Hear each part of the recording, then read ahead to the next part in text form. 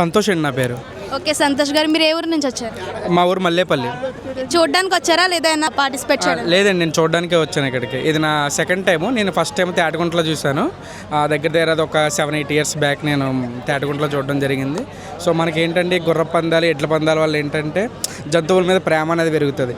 మనం ఈ కాలంలో చూసుకుంటే ఎడ్లు అనేవి ఎవరు కొనట్లేదు కూడా, రైతులే కానీ ఎడ్లు కొనట్లేదు. ఎందుకంటే ట్రాక్టర్లు వచ్చేసాయి దున్నడానికి ఏదైనా సరే.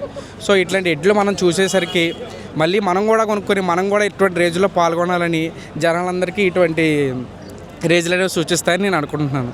అసలు ఇందులో స్పెషల్ ఏముందని అనుకుంటున్నారు మీరు? స్పెషల్ అంటే ఏం లేదండి, ఎక్కడైనా సరే గుర్ర పందాలు జరుగుతాయి, ఎడ్ల పందాలు జరుగుతాయి.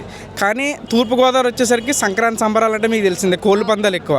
కానీ ఇక్కడ చూసుకుంటే ఎడ్ల పందాలు, గుర్ర పందాలు కూడా మన తూర్పుగోదావరి జిల్లాలో జిఎస్ఎల్ వారు పెట్టడం అనేది గమనీయమే. అంటే మీరు సెకండ్ టైం చూస్తున్నాను అన్నారు కదా, మీకు ఫస్ట్ టైం చూసేది బాగుంది అనిపిస్తుంది, ఇప్పుడు ఇంట్రెస్టింగ్గా ఉందా? ఫస్ట్ టైం చూసేది ఏంటంటే తేటగుంటలో మనకి పామాయిల్ తోట, కానీ ప్రదేశం అనేది ఎక్కువ విశాలంగా లేదు.